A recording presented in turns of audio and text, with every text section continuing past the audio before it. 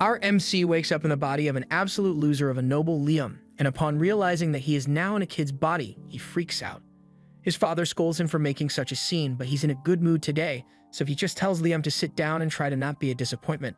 Liam still can't believe this is all real, so he is sure that he'll wake up sooner or later, but the next morning, he wakes up still stuck as Liam Hamilton, so he's just going to have to accept that this is his life now.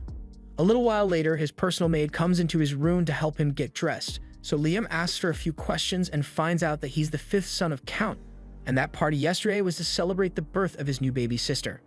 Later that day, Liam is having a chat with his older brother Bruno to try and piece together a bit more about his current life, and he finds out that Bruno is the fourth son of the Hamilton noble family, but they are on the verge of losing their status as an nobility. Basically, there's a rule in place to prevent noble families from becoming entitled Karens, and it states that every noble family must accomplish something great within 3 generations, otherwise they will be stripped of their status as nobility and get demoted to commoner. As it turns out, the Hamilton family is currently on its 3rd generation without any major accomplishments, which is why their father and the oldest son, Albrevet, are anxious to make some kind of contribution to society in order to maintain their status as nobility. Bruno, on the other hand, doesn't really care if he ends up becoming a commoner because he's just a chill guy who doesn't give a frick. Liam is surprised by how nonchalant Bruno is about the whole situation, but to be honest, he doesn't really care either. He literally got here yesterday, so he doesn't know what to do with his life in the first place. Just then, their lesson teacher arrives and announces that he will be beginning their magic lectures shortly, and as soon as Liam hears the word magic, he leaps out of his chair and asks if he really gets to learn how to use magic. Bruno is a bit surprised by Liam's enthusiasm, so he tells him that there are a bunch of grimoires down in the family storeroom, so he can go take a look if he wants. But Bruno warns him not to get his hopes up too high because most people don't have an aptitude for magic. Even so, the magic instructor encourages Liam to learn about it because understanding magic is important even if he can't use it. Liam goes to find his maid and asks her to show him where the grimoires are, so she leads him to the mansion's study, and Liam is amazed by the sheer volume of knowledge present here. He looks through the shelves and finds a book about basic fire magic, so he opens it and decides to try it out. After following the instructions in the book, Liam is able to create a flame on the tip of his finger, which is really impressive for a first attempt. Liam goes to his father's office to ask for permission to use the grimoire library, but his father hates talking to him, so he dismissively tells Liam that he can do whatever he wants. The interaction was a little disheartening, but what's important is that he gave Liam permission to use the grimoire library, so he spends the next couple of days mastering all the basic elemental spells. Eventually, he learns how to cast the spells without needing to look at the grimoire, and Bruno is astonished because he can't use magic at all. He tells Liam he is amazing and soon enough he will be able to make a name for himself. However, Bruno is curious about Liam's motivations and asks him if he is trying so hard to learn magic because he wants to become the next family head. After all, that may make him a target for their elder brother. But Liam has no interest in the family politics of succession, he just thinks magic is cool. Since he has mastered all the novice spells, he decides to start learning ice magic, but while he is leaving the library, he gets called by his father. His father had heard about Liam's talent for magic, and even though he couldn't give a damn about Liam a couple of days ago, he is suddenly really interested in him. He asks for a magic demonstration, so Liam shows him that he can cast magic without needing to open a grimoire, and the Count is elated because he might be able to use Liam to secure their family's position. From now on, he tells Liam that he is allowed to use whatever resources he may need for his magic studies. All of a sudden, a report comes in that a particular man has appeared on the Hamilton land, so the Count orders the soldiers to be mobilized so they can capture him. From the sound of things, this guy must be a really big threat, but that has nothing to do with Liam, so he heads back out into the forest so he can practice his magic. While he's walking out into the woods, he finds a man sitting under a tree, and the man seems a little on edge once he spots Liam. He asks if Liam is a member of the Hamilton family here to capture him, and Liam confirms that he is indeed a member of the Hamilton family, but he has no interest in capturing him. He doesn't even know who the guy is to begin with. The guy is relieved that Liam isn't after him, but then he notices that Liam is carrying a grimoire, so he asks if he is studying magic. Liam confirms it, and since constant practice is the best way to improve, he's going to go practice now. However, before he leaves, the guy asks Liam if he wants to learn a more efficient way of using magic.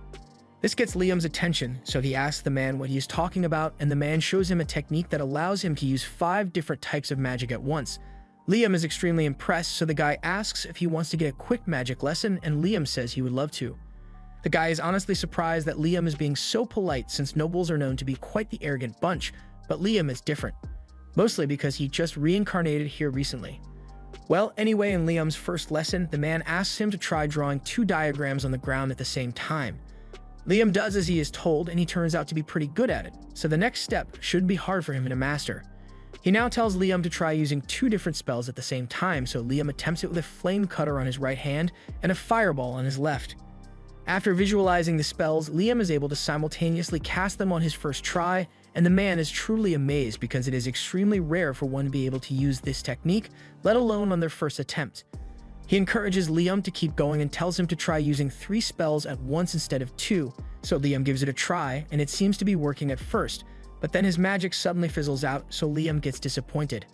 However, the man assures him that he performed the technique properly, so the only reason the magic died out was because he doesn't have enough magic power in his body right now to sustain it. Casting multiple spells at once consumes an insane amount of magic power, so Liam just needs to learn to control his magic a little more so he will be able to maintain the simulcast. For now, the man is going to give him a little lesson about the nature of the techniques, so he asks Liam to sit on the ground while he makes an illustration in the dirt. These are prime numbers, and the man explains that the multi-spell casting technique only works with prime numbers. He has no idea why it works that way though. Basically, you can cast 1, 2, and 3 spells at once, but if you try to cast 4 at once, it won't work no matter what you try. Right now, the man has a limit of 13 spells at once, which is unbelievably impressive, but honestly, he has enough magic power that he can easily go up to 16. However, due to the prime number rule, he can't activate any higher simulcasting until his magic power can accommodate 17 spells. Liam is currently 12, so the man is confident that with a solid training routine, Liam will be able to raise his magic power to great heights, and to help him with that, the man offers him this special ring. The ring is basically a massive grimoire and has all sorts of spells stored on it, so Liam can learn them whenever he wants. Liam excitedly puts the ring on, and more than 300 spells begin flowing into his little head. He can't wait to try them out, so he turns towards the woods and activates the wind shot spell, creating a massive gust of wind. He's really happy with how this turned out, so he turns back to the man to thank him, but the man is nowhere to be found. Just then, Liam's maid shows up and warns him that it's dangerous to be out in the woods alone right now. Apparently, there's a suspicious man on the loose, so she tells him to be careful about talking to strangers, but that aside, she came here to give him a grimoire his father wants him to have, so she hands him the book and walks off to return to the mansion. The man then reappears behind Liam, and so Liam asks him where he went to a second ago, but he tells him that he never actually left. He was just using invisibility magic to stay hidden since he can't let anyone find him here. That aside, that's a really interesting grimoire Liam just got, so the man offers to show him a neat trick. He tells Liam to open the grimoire and try summoning a spirit while wearing the ring he gave him, and when he summons a fire spirit, it gets absorbed into the ring. He does the same with all the other elemental spirits, so he can ask for their help later, but by the time he's done, he realizes that the man is gone, and this time he won't be coming back. Before he left, he wrote a message for Liam in the dirt and told him, "Keep training your magic and you will surely become a great mage in the future. And by the way, don't snitch on me. If anyone asks, I was never here." Liam knows very little about that man, but is undeniable that he learned more this afternoon than he ever would have learned on his own, so he will forever respect him as his master. A month after Liam first met his master, he has remained consistent with his training, and now he is far more skilled at wielding his magic. Just then, Bruno comes up to Liam. He is surprised to see that he has made white charcoal on his own. White charcoal burns a lot hotter than regular charcoals, and it creates no smoke. It is really useful. However, it is almost impossible to make without a special furnace and extreme precision. So he is amazed that Liam could create this much with nothing but magic. He also notices that Liam has a bag full of Lecro crystals, crystals that help one restore expended magic power, and asks if Liam made those by himself as well. Liam confirms this, although he did have a bit of trouble perfecting the technique at first since it requires him to use 5 types of magic at once, but he eventually figured it out. Bruno is glad to see that his little brother is so talented, because that means he will probably be fine on his own. As for Bruno, he's getting married soon, so he won't be around anymore. Liam is shocked since this is the first time he's hearing about any marriage, so Bruno explains that he is marrying into a low-ranking noble family. They have less money than the Hamilton family, but you will have more freedom there, so he's happy with the arrangement. Liam doesn't know how to feel about this, but he says he's happy for Bruno. And before Bruno leaves, he wants to give Liam some advice. He tells him that their father wanted a daughter so he could marry her off to the royal family and secure the Hamilton family's position as an ability. However, Liam turned out to be a boy, so he deemed Liam a failure back then and decided to try again for a daughter. However, in the meantime, he grew increasingly anxious about their family's position, so in a desperate attempt to achieve something, he sent out a force of 1,000 men out to go slay a monster that had been sealed away in the forest. However, that plan failed miserably, resulting in the loss of over 90% of the forces. Their father is still trying to gain an achievement for the Hamilton family, but personally, Bruno thinks the family is cooked, so he wants Liam to think about a way to live independently. Liam decides to take Bruno's advice about independence, so he decides to sell his products to make some money of his own. This works out great for him since the white charcoal is a valuable commodity and fetches a decent price, but he needs something a little more profitable if he's going to make enough money to live on his own. Since he's in town already, Liam decides to take a break at a noodle shop and asks for a bowl of ramen. The shop lady prepared one bowl for him, and Liam absolutely loves the taste, and so do a lot of people in town, but all the noodles here have to be made from scratch and don't last very long, so Liam comes up with a great idea to make some extra profit. After a little tinkering, he goes to see his maid and the head chef while they are making dinner and asks them to taste his latest invention. He puts a block of noodles in a bowl and tells them that all they need to do is pour hot water over it, and after they do so, it turns into a delicious bowl of noodles. Liam used his spirits to cook and dehydrate the noodles, so now they'll last for a really long time and can be prepared almost instantly. He is sure his invention will be widely loved, so he rushes to the merchant guild to sell it. But to his disappointment, the merchant tells him he can't distribute Liam's product for him since he is only the 5th son of the Hamilton family. As such, he will need written permission from his father or his eldest brother Albrevet to sell any original goods in this land. Liam doubts he can get permission without having to hand over the profits as well, so he gives up for now and leaves. And once he is home, we find out that Albrevet was the one who told the merchant to deny Liam's request. He can't stand the idea that his little brother is more successful than him, so he's going to do whatever it takes to stop him from succeeding. However, while Liam may not be aware of his brother's grudge against him, he's going to sell his products no matter what it takes, so he decides to take some drastic measures. First, he loads a bunch of his products into an item box he created with the man's ring, and afterwards he begins casting summoning magic. But this time, instead of summoning a spirit, he intends to use it to summon himself. Initially, this looked like it was going to work like teleportation, but instead he summons a perfect clone of himself and sends it off to a neighboring land. If he isn't allowed to sell his items within the Hamilton region, then he's just going to have to sell them somewhere else. Several days later, Liam's clone sends a message to him about all the recent sales it has made, and at this rate, Liam might actually be able to become independent. When Liam isn't selling his goods, he uses his clone to practice his attack spells, and he has finally learned to control the magic missile spell, so he's pretty pleased with himself. All of a sudden, he hears someone approaching, so he dispels his clone and goes out to find out who it is, and to his surprise, he finds out it's Albrevet. Albrevet wastes no time and immediately asks Liam what he wants to become in the future. Liam knows Albrevet only asking because he wants to figure out if Liam is really a threat to his position as the successor of the family. But as mentioned before, Liam has no interest in family politics, so he tells Albrevet that he wants to become independent in the future. Albrevet is relieved since he won't have to compete with Liam for succession rights if he becomes independent. So to help him become independent as quickly as possible, he offers to put in a good word for him so he can join the Hunters Guild.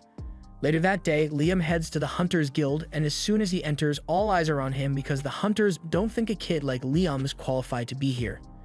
Liam walks up to the front desk to meet the guild master, and the guild master already heard about him from Albrevet, but he's still going to have to give Liam a test to gauge his ability. He tells Liam to fire an offensive spell at him with any incantation he wants, but Liam had never heard of incantation before, so he had no idea what the guild master was talking about.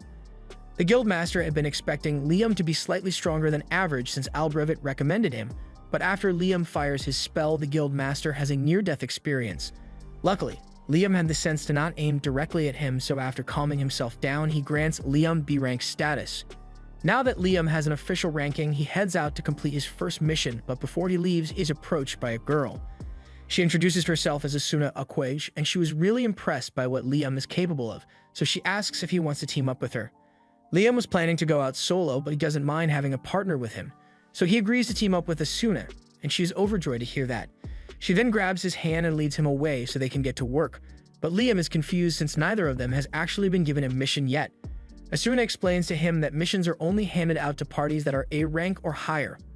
The rest of the ranks have to go out and slay dangerous monsters for a reward, and as luck would have it, they just so happen to run into a wolf monster.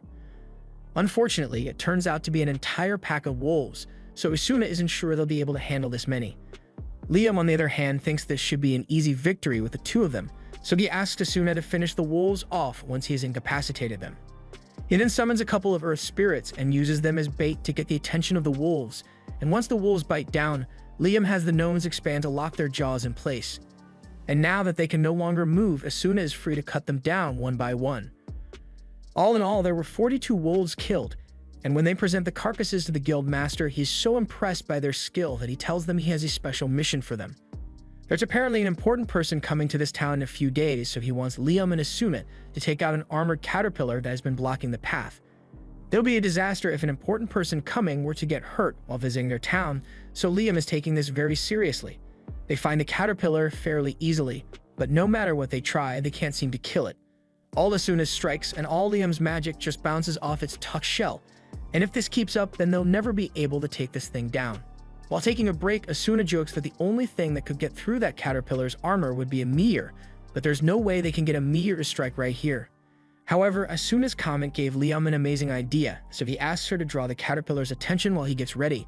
Asuna has no idea what Liam is planning to do, but she goes along with his plan and distracts the caterpillar, and once it is in position, Liam opens his item box and drops a massive boulder on the worm, killing it in one blow.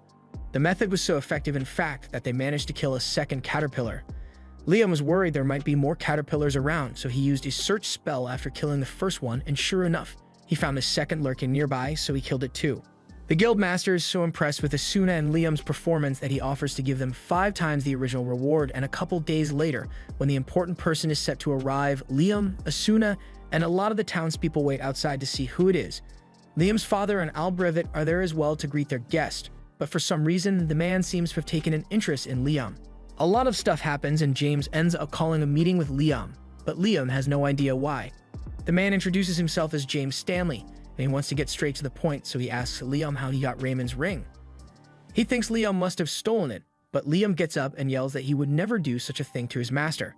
He explains the whole encounter he had with that man in the forest, and after hearing the whole story, Stanley finds it really amusing since that sounds exactly like something Raymond would do. He apologizes for accusing Liam of theft since he hadn't realized Raymond took on a student, but since he's here anyway, he wants to see how strong Raymond's student really is.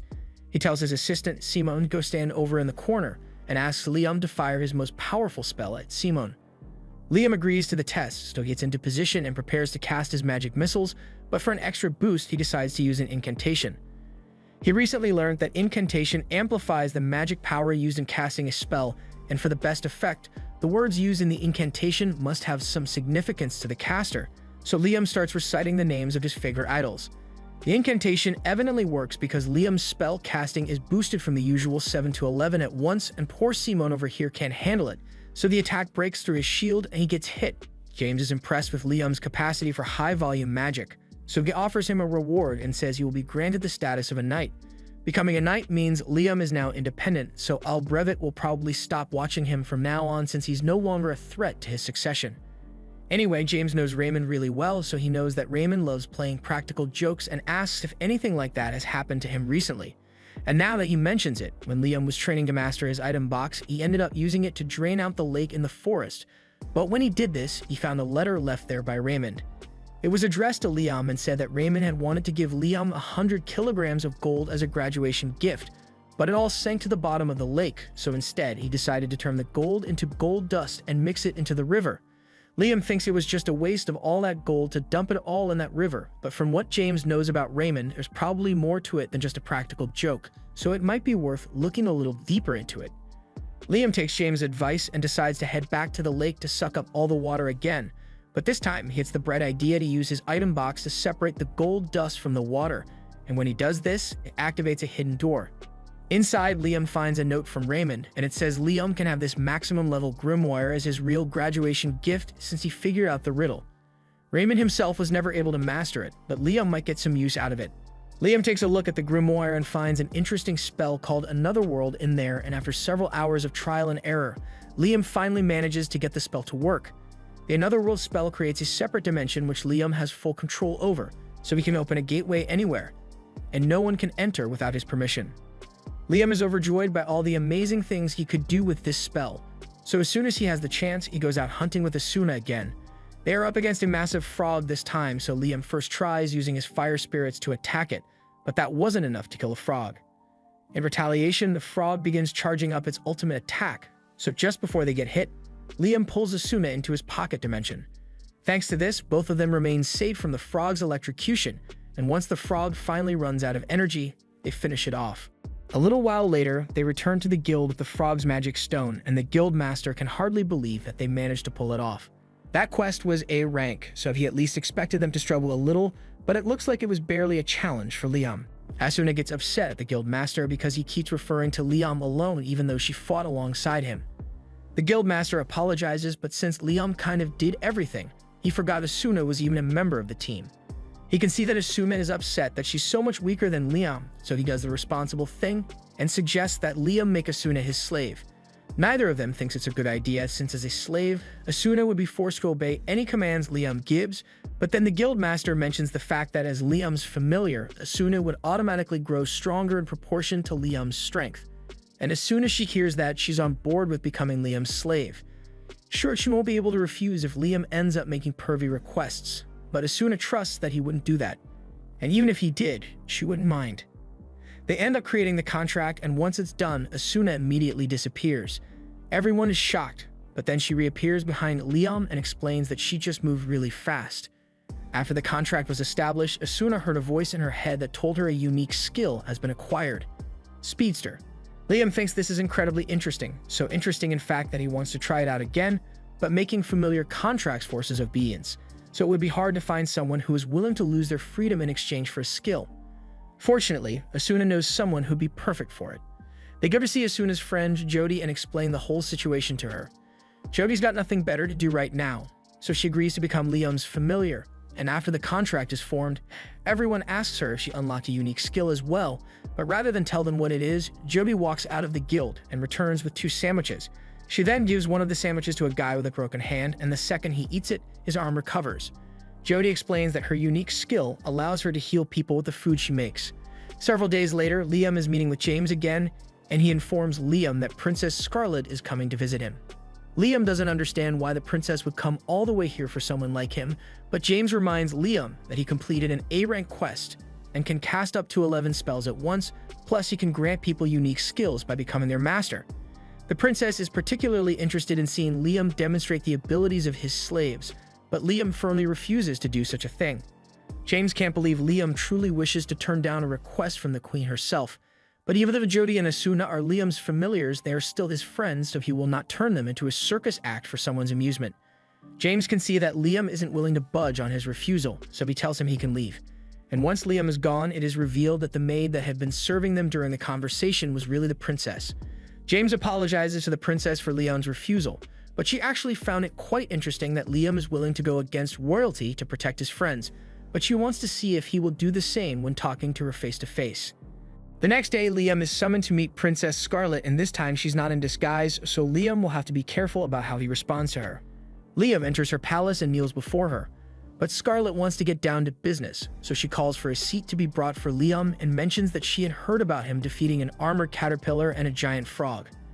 In particular, she's really impressed that he was able to kill a frog without using any high-level magic, because this is the first time anyone has managed to pull that off. However, she is even more interested in Liam's familiars, so she asks him to show her what they can do. Liam can tell that she is trying to use her authority to force him to obey, but he can't accept her request.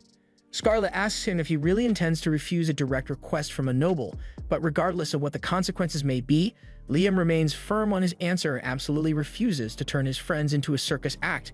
He was fully prepared to face Scarlet's wrath for refusing her, but to his surprise, she bursts out in laughter. Liam is the first person she has met who stays true to their morals even in the face of higher authority, and she finds that really amusing, so she wants to reward him.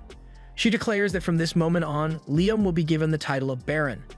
Liam freaks out because he doesn't think he did anything to deserve such a title, but Scarlet has taken a liking to him, and she's the princess, so she can do whatever she wants. This way, Liam's family won't lose their status as an ability, but there's something else Scarlet wants to give him. She presents Liam with a familiar contract grimoire, and Liam is way more excited about this than he was about becoming a baron. So he thanks Scarlet profusely and goes on his merry way to practice with his new grimoire. A little while later, Liam is sitting out in the forest while reading the grimoire, and he is able to use the spells inside pretty easily, but until he masters the book, his contracts won't be permanent. While he's still practicing, he notices Bruno walk up to him and he's really surprised since Bruno got married and left home a while ago. He asks Bruno why he's here, but he doesn't have a real reason. He just wanted to come hang out with his brother, mainly so he could congratulate Liam in person for becoming a baron, as it's a massive accomplishment.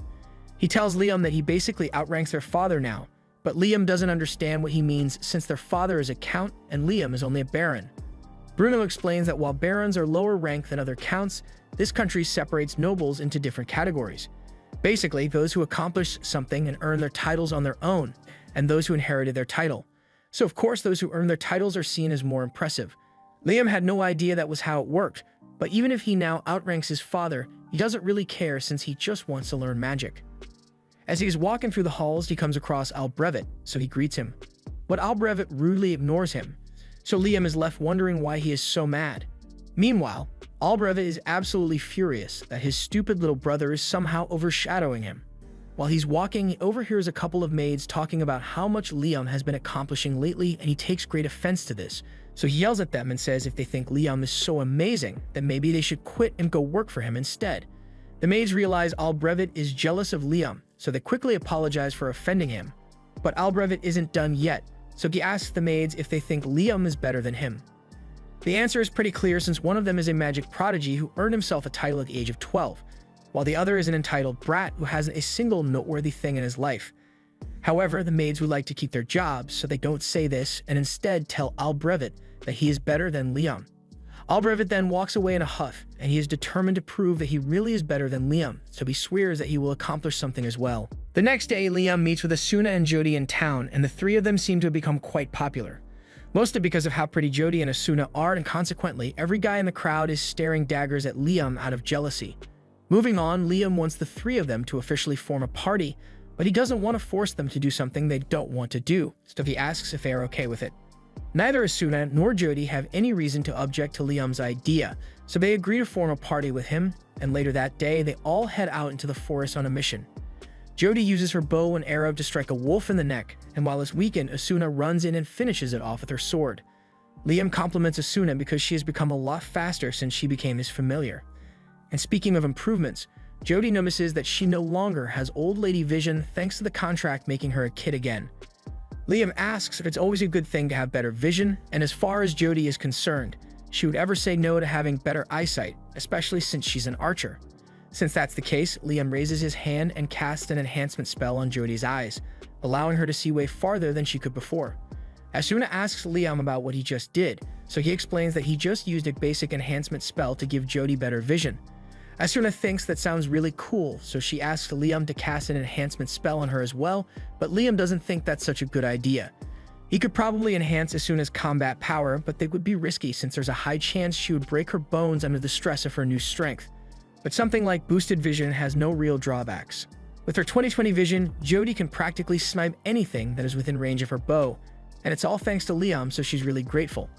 After a long day of hunting, Liam and the others return to the guild, but they are shocked to see the place in absolute chaos. They ask what happened and are told that Albrevet caused a huge mess by breaking the forest seal.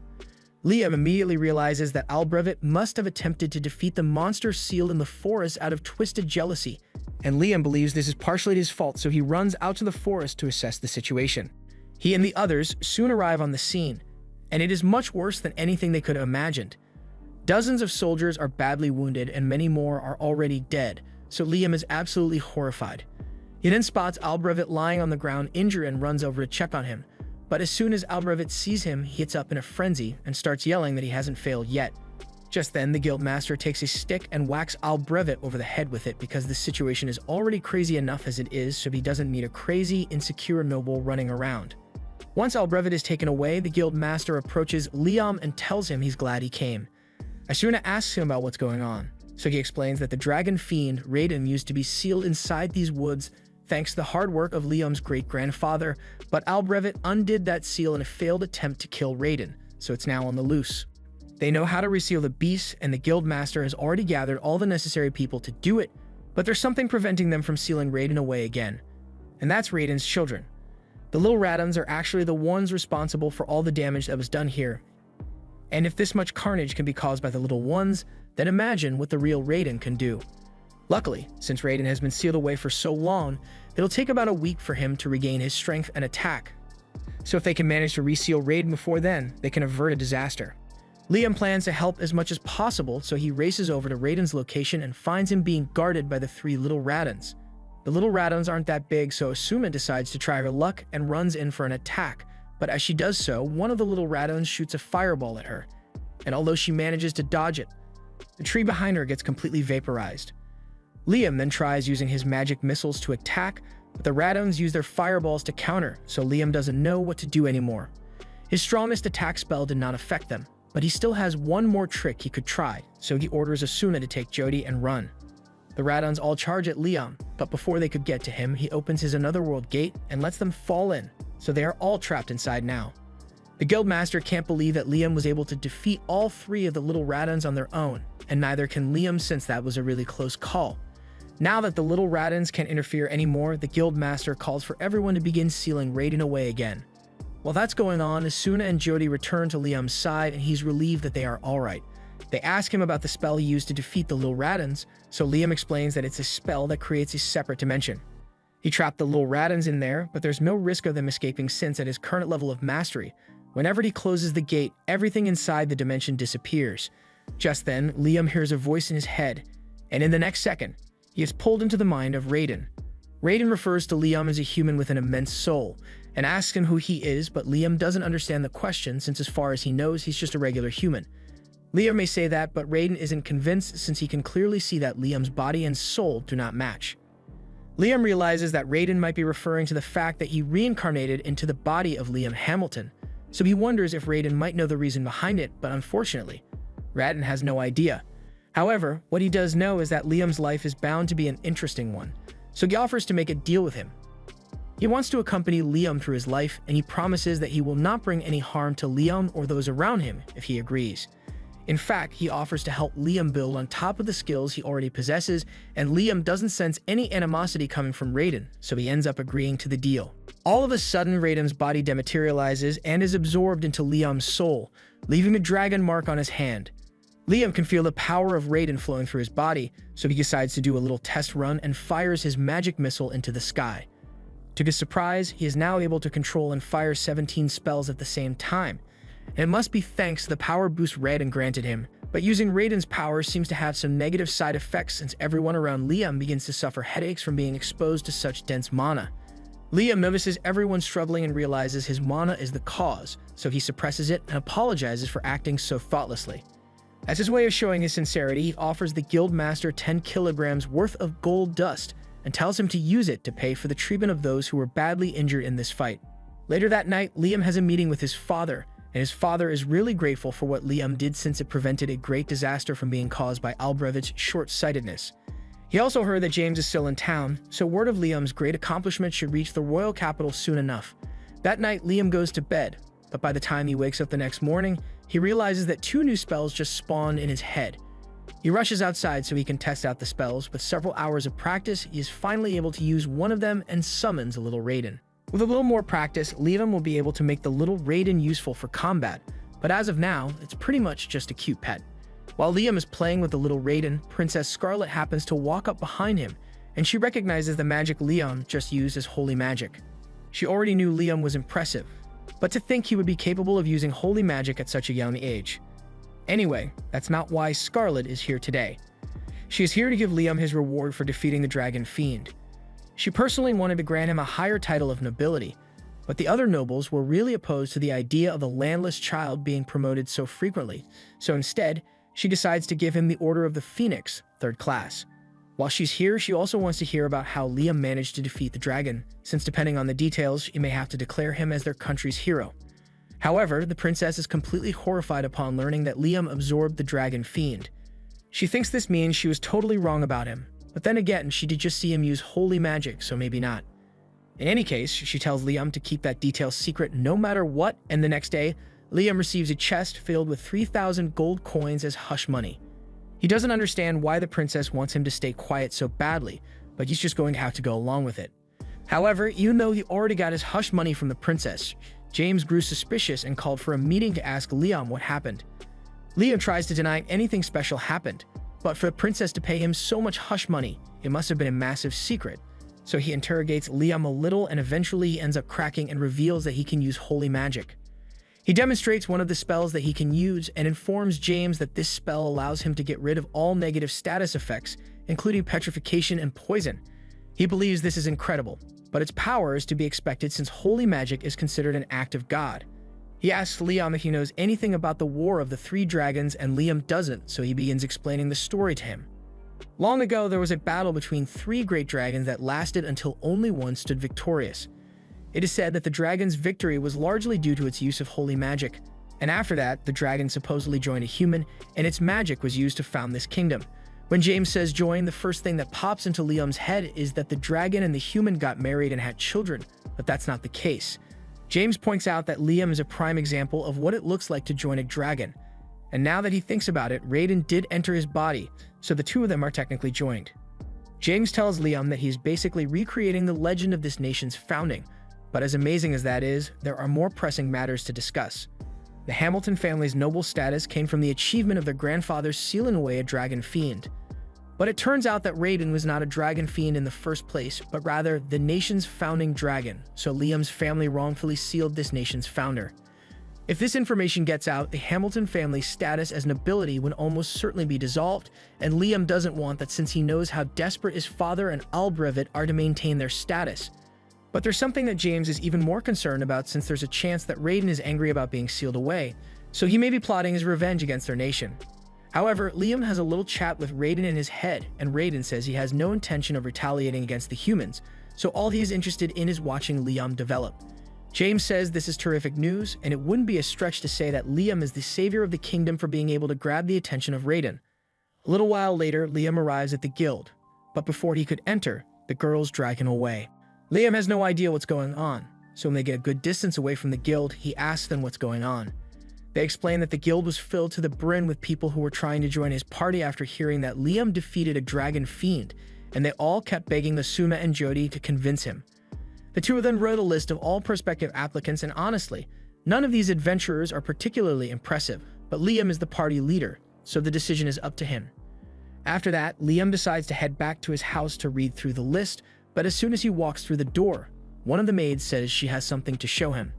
These are all requests from the girls of various noble families because they want to become Liam's wife. Liam had kind of expected this to happen since he's popular now, but this many is more than he's prepared to handle. Even his brother is bringing him a letter at this point. But thankfully, he's not the one trying to marry Liam. It's one of the relatives of the family he married into. Since he's here, Bruno asks Liam what he did because it's not normal to receive this many marriage proposals at once, even if he did defeat the dragon. The only people Liam has told about the holy magic thing are the princess and James, but because the princess paid him so much hush money, the other nobles figured out that there must be something major going on with him. It's a bit of a pain, but Liam can't deny that he is really enjoying all the popularity he has now. Later that day, Liam heads out into the forest with Jody and Asuna because he has something he would like to show them. He opens his pocket dimension, and upon entering, Asuna and Jody find a huge house in the middle of the room. Liam explains that he had a carpenter build it, and then he moved it in here using his item box. And that's all impressive. But Asuna is concerned that the house will just disappear like what happened with the Raiden Juniors back then. Liam explains that he has fully mastered this spell and nothing inside will disappear anymore, which is why he put all this stuff in here. He gives Asuna and Jody a tour through the house, and they are both enjoying themselves, but Jody brings up the fact that this place is constantly bright, so it would be hard to go to sleep there.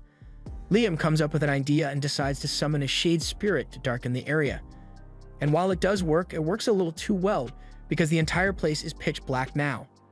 Liam tries to brighten it up a bit by having a fire spirit like the fireplace, but this still looks too much like a horror movie setting, so he asks the shade if it can control the level of darkness it creates. Unfortunately, the shade is low level, so it doesn't have control over its darkness. And although a mid-level shade would be able to do it, Liam hasn't learned the spell to summon one yet.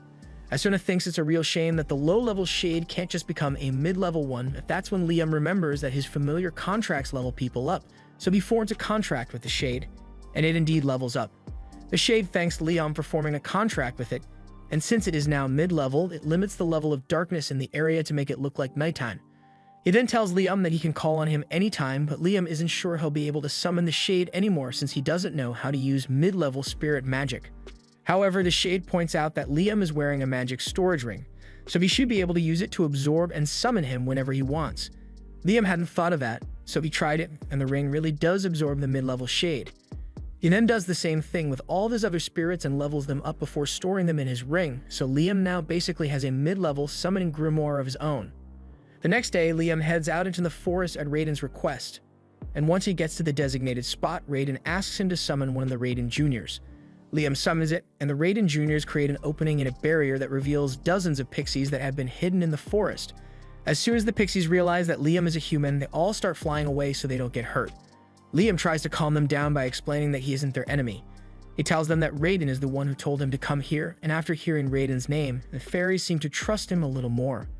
Pixie wings are valuable ingredient items and potions, so humans almost hunted them into extinction at one point. That's why Raiden took it upon himself to protect them by creating a barrier in the forest. However, since he's now living inside Liam, he can't maintain the barrier anymore, so he wants Liam to protect the pixies in his place. To do this, Liam first wants to form familiar contracts with all the pixies, so he asks them if they are okay with that. The pixies trust Liam since he is working on behalf of Raiden, and since he's going to be forming contracts with them, Raiden asks Liam to give them names as well since naming things gives additional power to human magic. Liam forms a contract and decides to name the first pixie, Reina. However, to his surprise, once the contract is completed, Reina is transformed from a pixie to an elf. Raiden thinks it's interesting that the pixies evolved into elves, but he isn't that surprised by it. However, Liam is totally confused and has no idea how this could have possibly happened. Raiden explains that by forming a magic contract and naming the pixie at the same time, the magic power from both actions resonated and created a stronger response than normal, which is why the pixie evolved so much. From now on, Raiden says it would be best if Liam named every familiar that he forms contracts with. After seeing the effects of the contract, all the other pixies are eager to form a contract and ask Liam to name them as well. Once all the pixies have been turned into elves, Reina asks him for some orders since they are his familiars. Liam hadn't really thought that far ahead since he just come here at Raiden's request, but since the pixies are all elves now, he suggests that they should start building a village for themselves.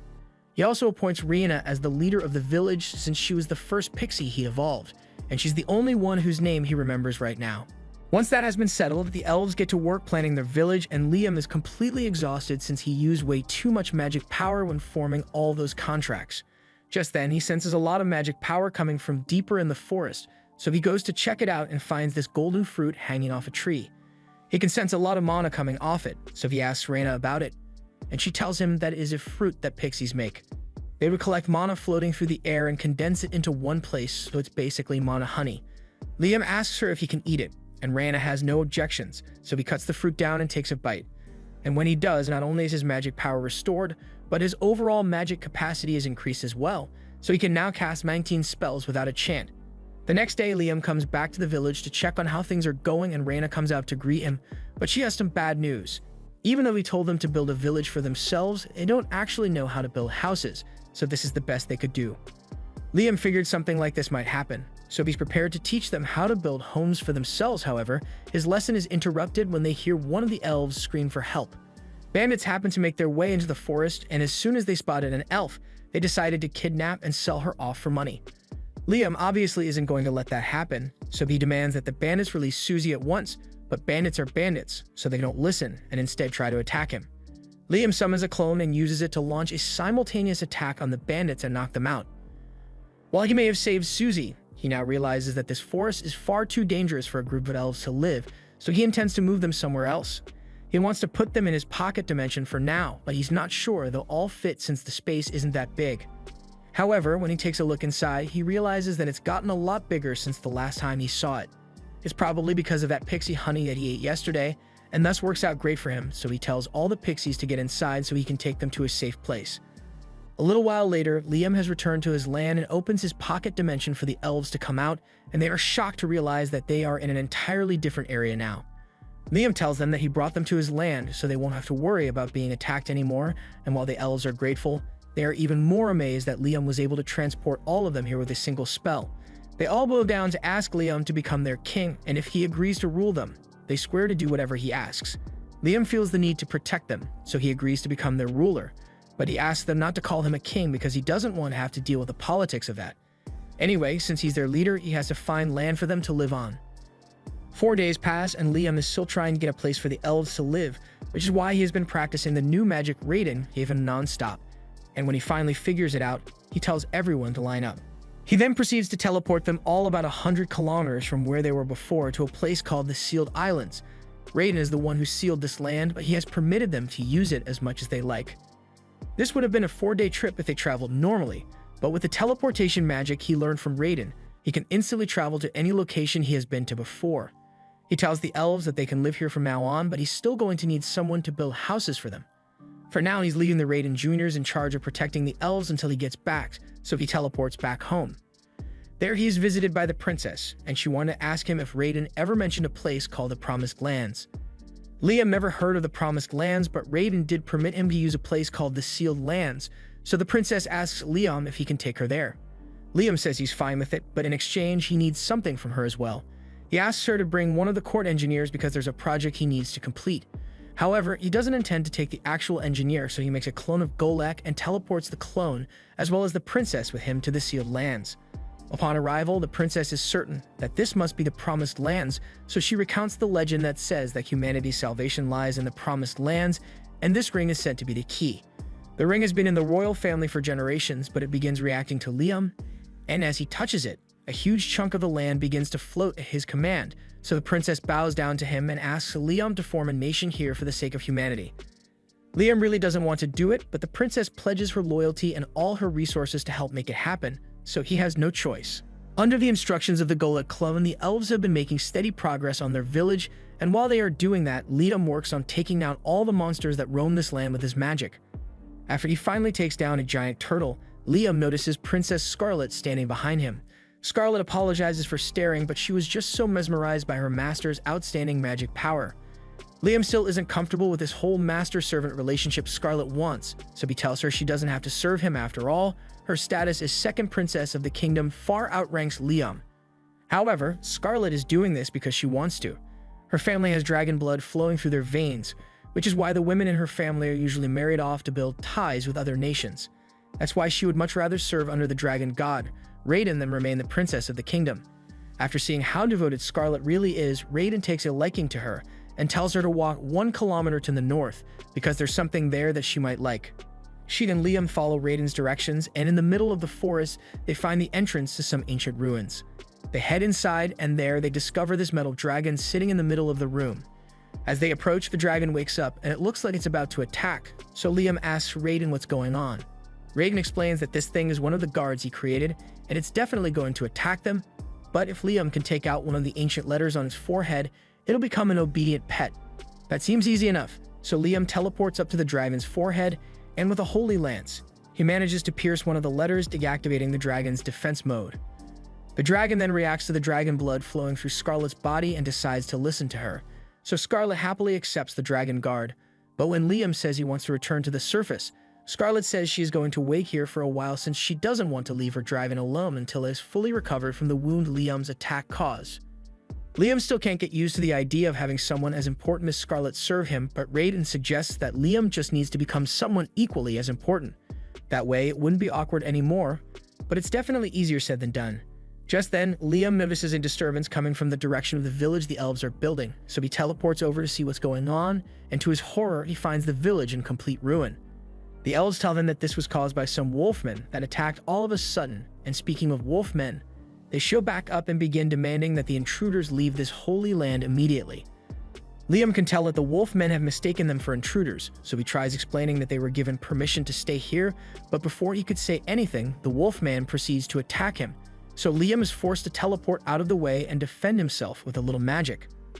The wolfman still seems determined to kick Liam and his friends out of this holy land, but then Liam pulls out a Reborn Jr., proving that he's affiliated with Reborn.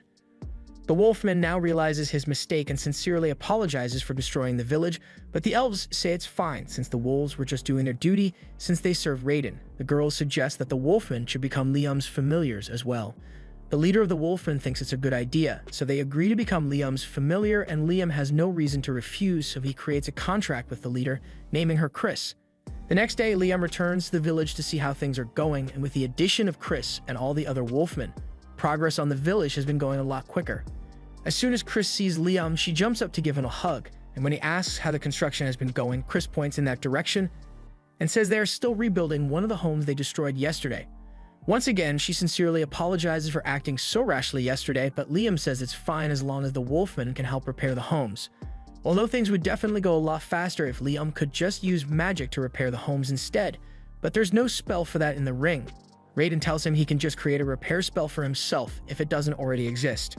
Liam had no idea it was possible for him to just create his own spells, so Raiden explains that all he needs to do is clearly imagine every step of the process of what he's trying to accomplish, and once he has done that, he casts the spell on a piece of wood and asks Chris to smash it for him. Chris does as instructed, but to her surprise, right after smashing it, the piece of wood repairs itself as good as new. Liam explains that this is the effect of the spell he just came up with, Keep Memory. It allows inanimate objects to maintain a particular state no matter what, so if he uses this on the homes, no matter what happens, the buildings will stay standing. After getting the hang of this spell creation thing, Liam begins experimenting with all kinds of spells and ends up creating explosive magic missiles. He intends to continue inventing more spells, but all of a sudden, he gets called because there's an emergency. Humans have invaded the land and are hunting down some pixies that live here. This is really serious, so Liam rushes out to investigate and discovers the intruders. He stands in their way and warns them to turn back because this is his nation. The men think Liam is just a stupid child, so they ignore him and continue moving, but then Liam fires a warning shot to make it clear that he is not messing around. The men don't take kindly to this, so instead of just turning around and leaving, they decide to attack, and they leave Liam with no choice but to take each and every one of them out. After all the soldiers have been taken care of, Liam returns to the village where Rihanna thanks him for protecting the pixies. These pixies used to live in the forest, but they were attacked by the soldiers who were trying to capture them, so they fled here for safety. Liam tells the pixies they are all welcome to stay here for as long as they want, and he is even willing to form contracts with them. But there are a lot of pixies here, so Liam spends a lot of time naming them, and he's starting to run out of names.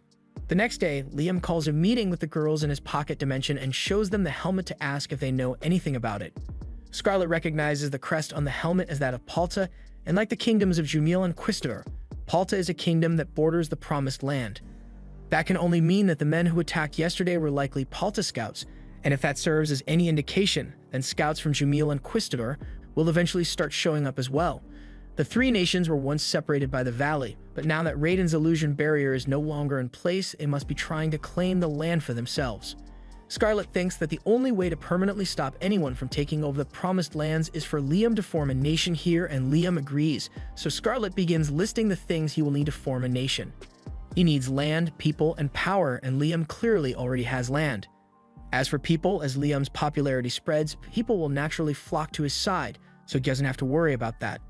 The only thing left to consider is military power. Liam may be strong on his own, but he needs a defense force that's strong enough to protect the land even while he's not around. With that said, Chris volunteers to protect the Promised Land and swears that she will kill anyone who tries to attack it.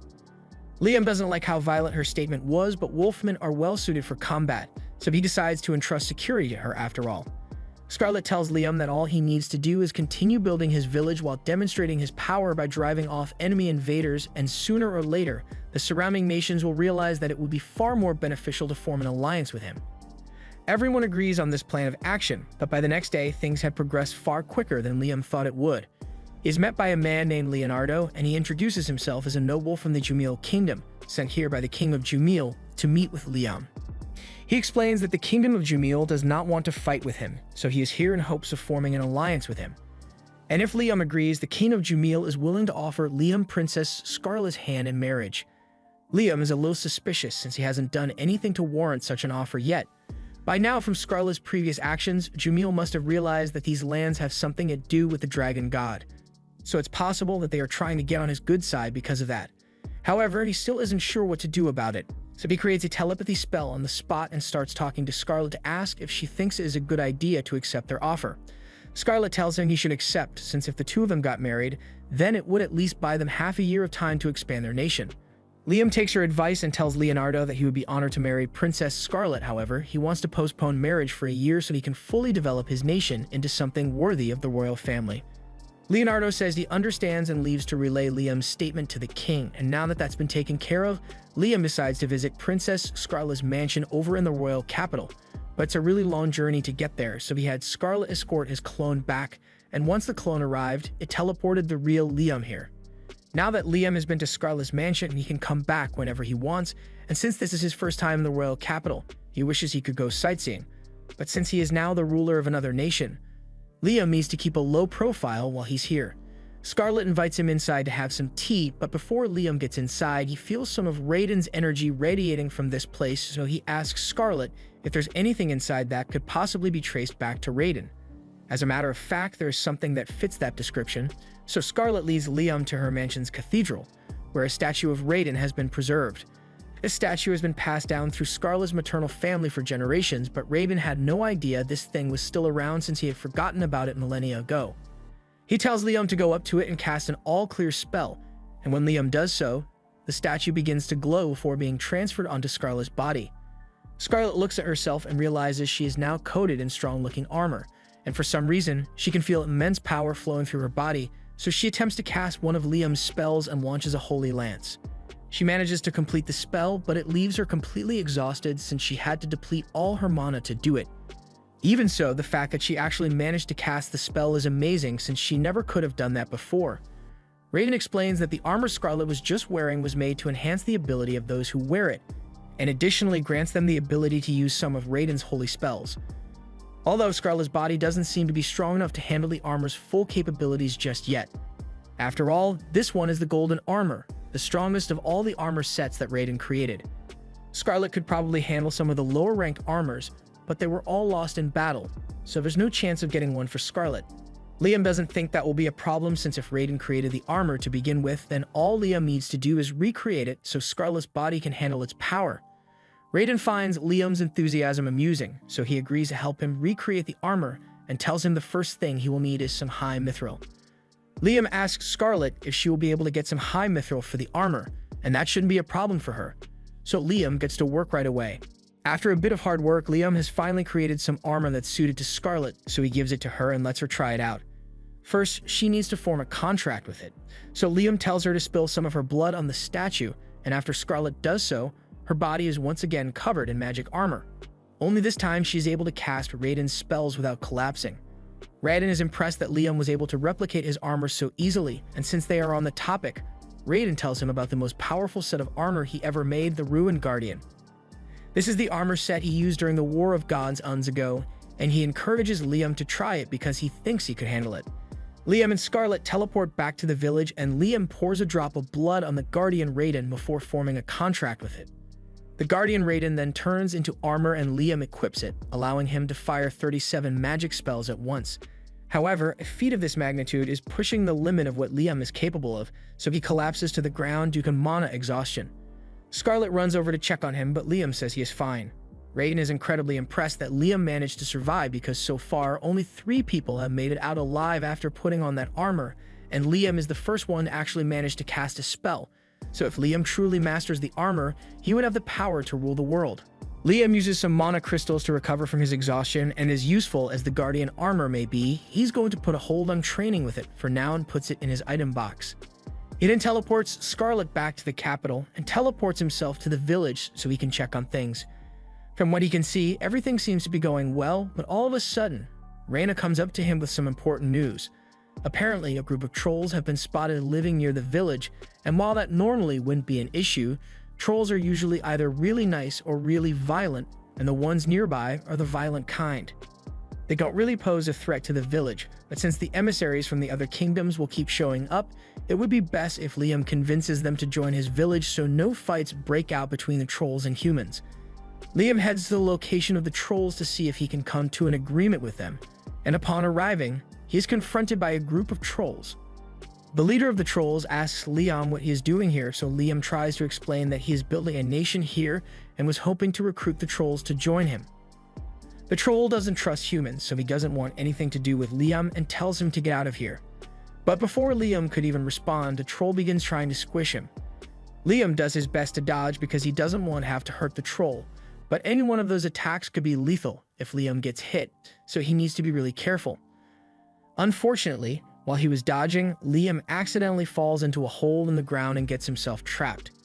Now the troll has a clean shot at him, so Liam needs to act fast, otherwise he will be in serious danger. The troll's club hits him head-on, but luckily, Liam was able to equip the Guardian Raiden armor, and it allowed him to survive without taking any damage, although wearing it still drains a ton of Liam's mana. The troll is surprised that a human could survive one of his strikes, but it doesn't matter to him since he can just hit Liam harder next time. However, before he does that, Liam points to the troll's people behind him. In his blind rage, he did quite a bit of damage to them without realizing it, and if Liam hadn't taken that last strike head-on, he could have seriously hurt his friends with the flying debris. The troll realizes he may have acted a bit rashly, so he calms down and says he will listen to what Liam has to say. Liam thanks the troll leader for cooperating, and once all the trolls are gathered, he explains that he is building a village near here. And while it mostly comprises elves and werewolves right now, there's a chance that a lot of humans will come here in the future. In the worst-case scenario, a conflict could arise between the trolls and the humans, causing the humans to hunt down the trolls, and Liam would like to avoid that, so he wants the trolls to join his village.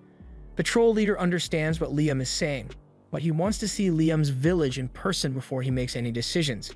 Liam is fine with that, so he teleports all the trolls into the village, and the trolls are all amazed by what they see. But then the troll leader gets spotted by Chris. The two seem to know each other, and on sight, she charges at the troll and kicks him to the ground. Liam is confused by what just happened and asks Chris for an explanation, so she tells him that she and the troll go way back. Long story short, Chris and the troll both find each other very annoying, so literally every time they bump into each other, they end up fighting. To date, Chris has beaten him 307 battles, and the troll has beaten her 370 times, but speaking of which, she was really disappointed with that last battle as the troll barely put up a fight at all. She asks him if he got weaker or something, but Liam reminds Chris that she evolved into a werewolf, so the troll didn't get weaker, she just got stronger. The troll gets upset since Chris is now too strong for him to fight, but Chris tells him her power boost came from forming a contract with Liam, so she suggests the troll should do the same so they can be on equal footing again. The troll agrees, so Liam forms a contract with him and names him Guy. The contract causes Guy to evolve from a troll to a Gigas, and while he may have shrunk, Liam can tell that his power increased dramatically. Now that Guy is stronger, Chris says she wants a redo of their battle, so she attacks Guy, and this time he is able to block the attacks and counter. To them, it may seem like a regular brawl, but with their current strength, even a single punch or kick could easily kill a normal person, so all the other trolls stand there in amazement. Liam tells them he can give them names too if they want, so the trolls graciously accept, and Liam now has to come up with 50 more names on the spot.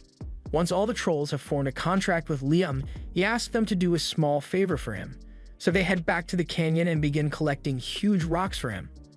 Guy and the other trolls get to work for him, and Chris tries to help as well, but she is nowhere near as strong as Guy, so he tells her to just leave the manual labor to him. She refuses to give up, but eventually her legs give up instead, so Guy lifts the boulder off her back and asks Chris if she's alright.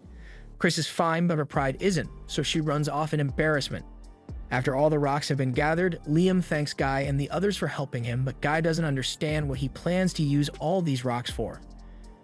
Liam explains that earlier, when he first met the trolls, he noticed a lot of ores there, so he wants to try melting down the rocks to extract the metals. He summons a gnome as salamander to create a furnace and blast the rocks until he ends up with a ton of iron, some copper, a little gold, and a tiny bit of mithril. Liam is really disappointed since he was hoping he could get more mithril out of the ores, as mithril is the main ingredient used to make those armor sets. Liam asks Raiden if it is really necessary to use mithril for the armor, and Raiden says mithril is vital since no other metals are strong enough to handle the stress the armor will go through. However, while Liam still doesn't have enough mithril, he does have a ton of iron, so he decides to just try his luck with the iron and see how it turns out. He melts down the iron and has his gnome make the mold for the armor so he can pour in the metal. And once that's done, he begins infusing it with Raiden's mana, while also giving it a name for good measure. He decided to name the battle armor Apollo after the sun, and after pulling out of the mold, we see that the Apollo battle armor was made in the shape of the sun. Liam figured that naming it would be more effective if the armor's form and its name matched, and it seems to have worked because the battle armor creation was successful. However, Liam runs into a separate problem that evening. Even though he successfully made battle armor out of iron, he still needs to come up with individual names for the armor sets for them to work, and he is all out of ideas for good names. After racking his brain all night, Liam was able to make 15 sets of armor, so he decided to distribute them evenly among the elves, werewolves, and trolls. Everyone gathers outside to test their new armor with mock battles, and both Guy and Chris seem to be enjoying themselves since they are stronger than ever before. Just then, a group of bandits happens to find their way into the forest, and as soon as they spot the elves, they immediately plan to kidnap and sell them off for money. However, they must be lacking a few brain cells because they think it's a good idea to threaten the elves here, even though there's a group of trolls and werewolves right next to them. The leader of the bandits declares that he will be taking the elves with him, and as long as they cooperate, he won't have to hurt them. Liam thinks he should do something, but before he can act, Rana tells him to let them handle this on their own. She then calls over one of the weakest elves, Mina, and tells her to beat up those bandits. Normally, Mina wouldn't be able to hurt a fly, but with the armor Liam gave her, she's able to instantly knock out all the bandits. Liam is amazed by how much strength the armor granted Mina, so if he can just make enough for all the elves, they'll be able to defend themselves from any future threats. But that means he's going to have to come up with even more names for the armor. While Liam is agonizing over it, the bandit leader manages to sneak up behind him, and he tries to use Liam as a hostage and demands that everyone listen to him if they don't want Liam to die. However, no one reacts because they know the bandit can't hurt Liam, and a second later, Liam hits him with a power missile straight to the chin. The rest of the bandits finally realize that they are no match for Liam after seeing their boss get uppercut into a coma, so they turn and flee the forest. That night, Liam goes into his pocket dimension because there's something he needs to do here. He summons a bunch of water spirits and tells them that he collected a lot of seawater and he would like them to separate the salt from the water so the people of the village can use it. The water spirits agree to help, so Liam begins dumping the salt water and they begin purifying it. However, one of the water spirits comes up to Liam instead because she has something to say. Liam doesn't recognize her at first, but she explains that she was the first water spirit that Liam formed a contract with, and she wants to express her gratitude because she has been able to do a lot more ever since she evolved thanks to him. She was even learning to possess physical objects now, although the spirit monarch doesn't like it when spirits interfere with the physical world too much. Liam is intrigued after hearing that there's a spirit monarch, but he is even more interested in the fact that the water spirit can possess objects. Starting from mid-level, a spirit can possess objects, and spirit-possessed equipment is known to be particularly powerful, so Liam comes up with a good idea. He asks the water spirit if she would be willing to help him out with a little experiment, and she says she is more than happy to help. First, Liam named the water spirit Zero for an additional buff, and after creating one more battle armor in the shape of a water spirit, he has Zero possess it.